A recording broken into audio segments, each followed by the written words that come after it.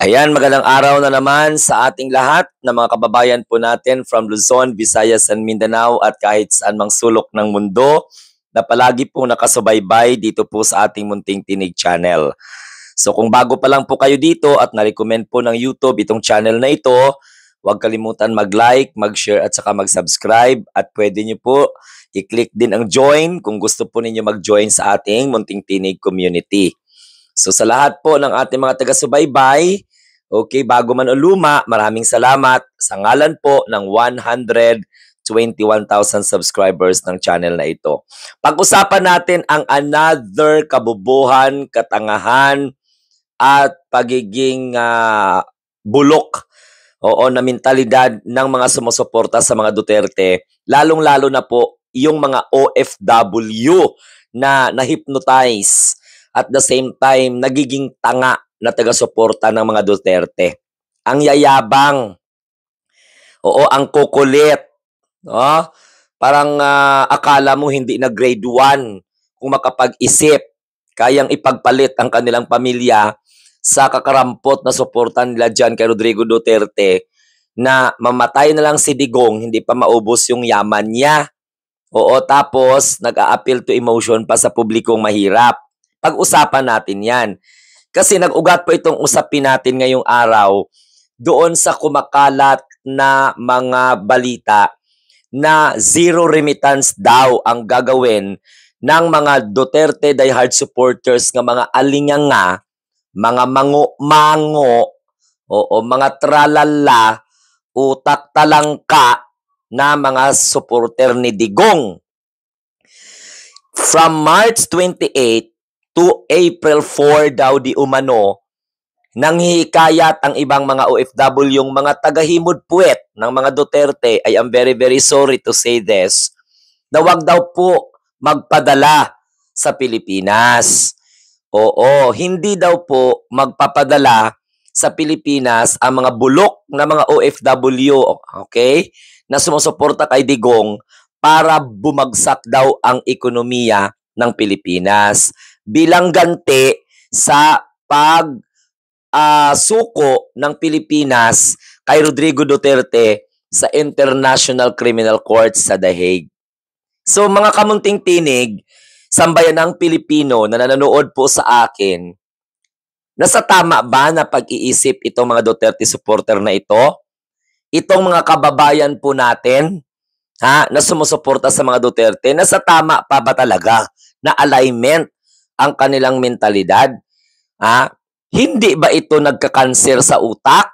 Hindi ba ito na untog at ganon ang mentalidad nila na kaya nilang isakripisyo ang mga pamilya nila dito sa Pilipinas dahil lang po sa suporta nila kay Rodrigo Roa Duterte? Gutumin nila sa bagay. Desisyon nyo po yan. Ang tinatanong ko dito, bakit 1 week lang? Gawin nyo na lang 1 taon or hanggang matapos ang termino ni PBBM, huwag nyo nang suportahan ang pamilya nyo dahil galit na galit kayo sa gobyerno kung ano ang sinapit ng Tatay Digong ninyong, sabi ng karamihan, malademonyo. Ayaw nyo masermonan. Ayaw nyo masabihan ng mga mango kayo. Ayaw nyo masabihan ng mga utak talangka kayo. Pero yung mentalidad ninyo, ito pa mag-donation drive sila.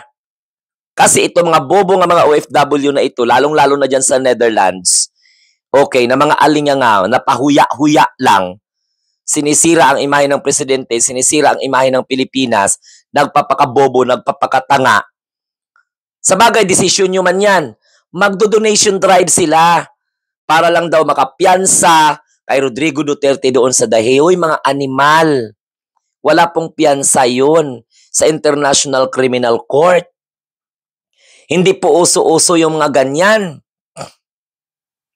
Paano mo piyansahan ang crime against humanity ang kaso?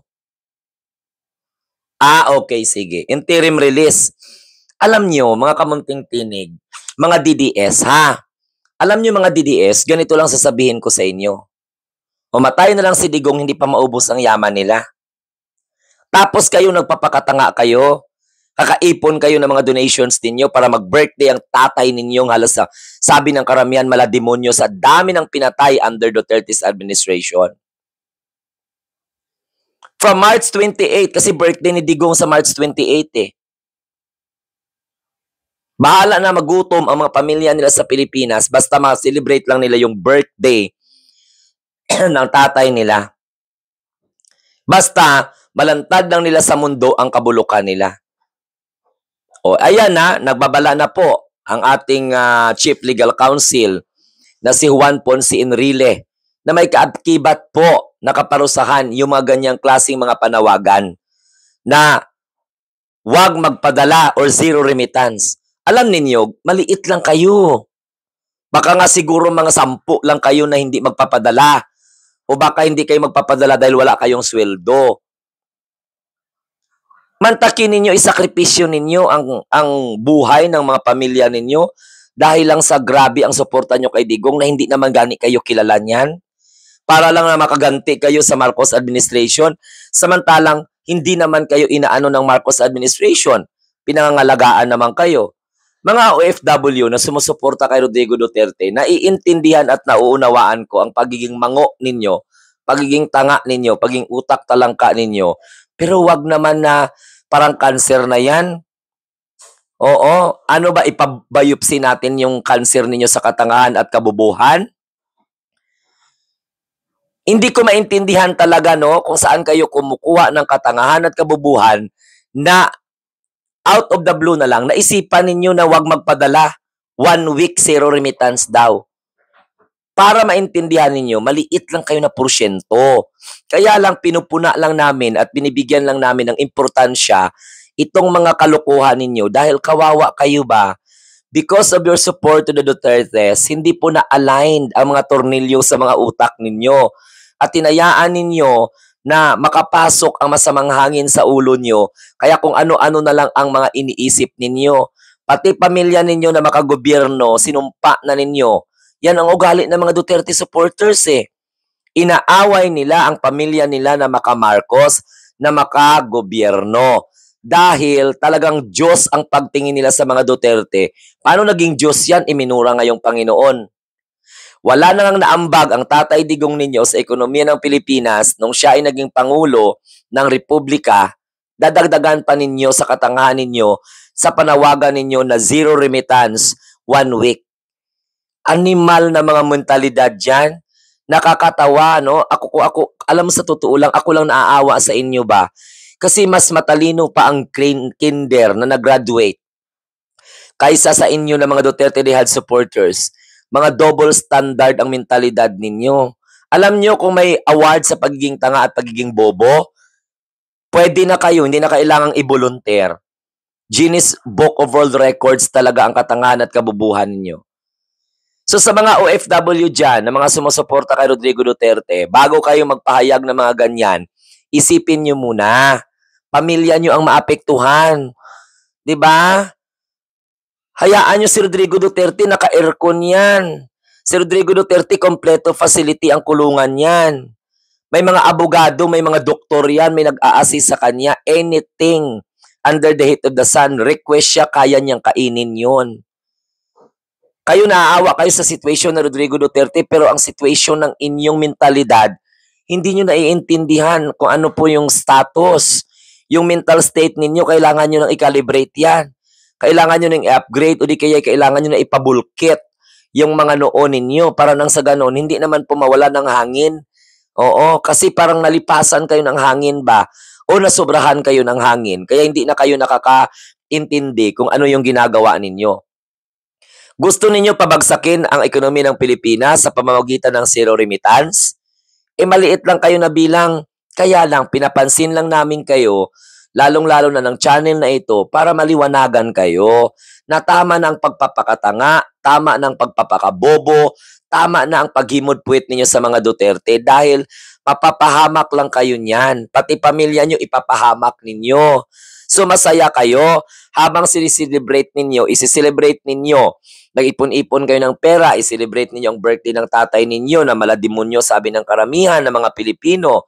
Nagpahiya sa lahing Pilipino, kinaladkad sa putik ng kahihiyan Kaya tingnan niyo, hindi niyo po naaalala, hindi niyo po nakikita na parang nagiging animal ang galaw ninyo.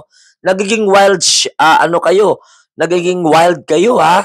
Parang wireshark kayo sa pagdidepensa kay Rodrigo Duterte, kahit anong website, kahit anong social media sites, susugurin ninyo, yayaw-yawin ninyo, mumurahin ninyo, babalahurain ninyo. 1 week, o kung ganito, pilosopuhin ko kayo, bakit 1 week lang kung ganun lang naman palang plano ninyo?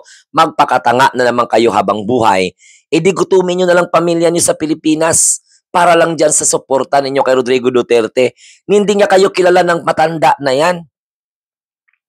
Ha? Nag-enjoy kayo sa pagsuporta niyan samantalang ang mga biktima ng war on drugs ni Rodrigo Duterte pinagtatawanan ninyo. Dahil akala ninyo, sige, napakagaling ng tatay namin. So tingnan nyo ngayon kayo mag-isip. Lulumpuhin ninyo ang ekonomiya ng Pilipinas dahil iniisip ninyo na marami kayong supporter? Wala. Kakarampot lang kayo, naging bastos pa kayo. Kakarampot na nga lang kayo, malademonyo pa yung inaasta ninyo. Kakarampot na nga lang kayo, tanga pa kayo. Please naman, wag naman. Bigyan nyo naman ng kahiyan yung mga sarili ninyo. Matanda na kayo. Ang iba sa inyo dyan, mga senior citizen. Ang iba pa, mga double degree pa. Yung iba nga, maayos yung mga trabaho, pero nagpapakatanga kayo. Pag once na bumagsak ang economy ng Pilipinas, mga OFW, again uulitin ko, number 1 kayo na maaapektuhan. Paano pa kayo tutulungan ng gobyerno kung ang balak ninyo, pabagsakin ninyo ang gobyerno?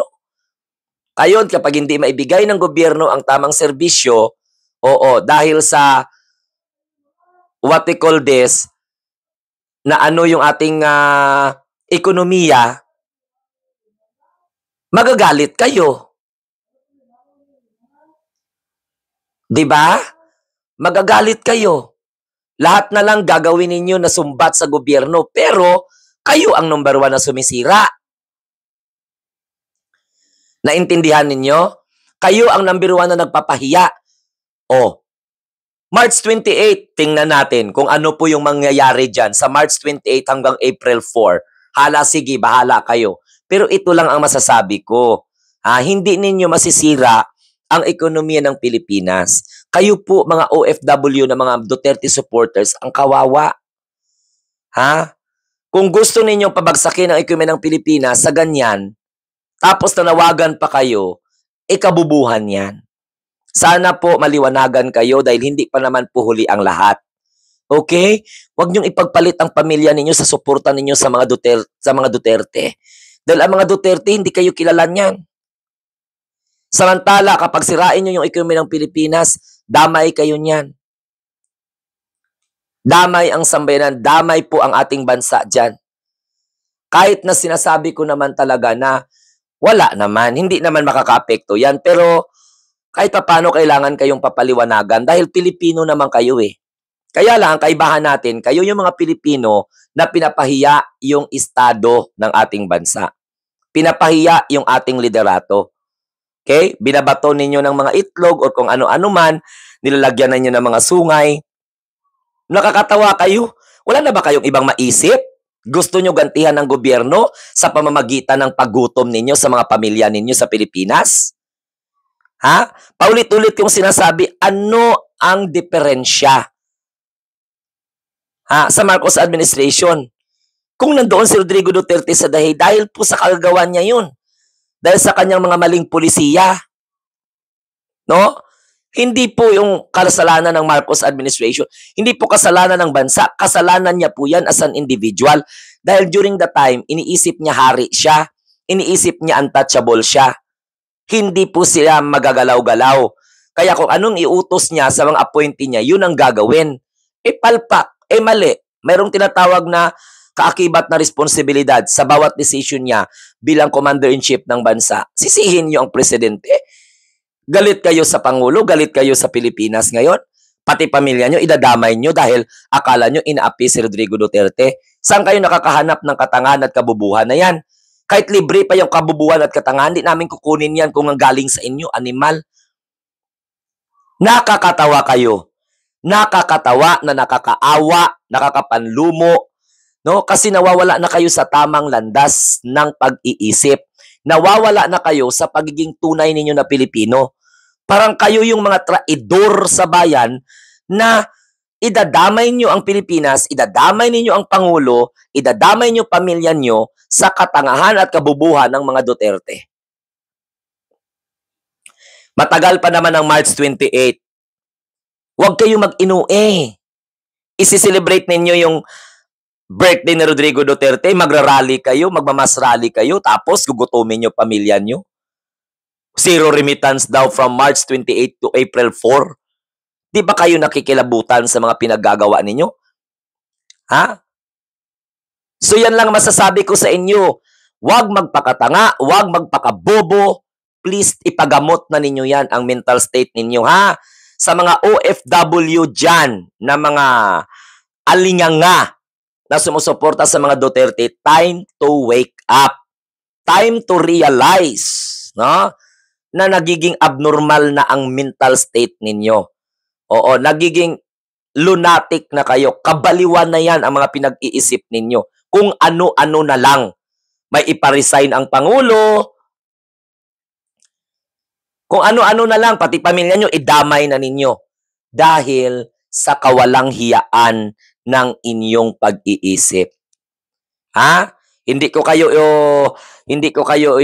inaaway dito. Pinapaliwanagan ko lang kayo, pero kailangan makarinig kayo ng ganyang klaseng mga mental ng mga pagpapaliwanag dahil hindi naman po tama yung mga ginagawa ninyo. Suporta lang kayo kay Rodrigo Duterte pero wag niyong damayin pamilya niyo. Maliit lang kayo na bilang. Kahit mag-100 pa kayo na hindi magpapadala, hindi po makakaapekto yan.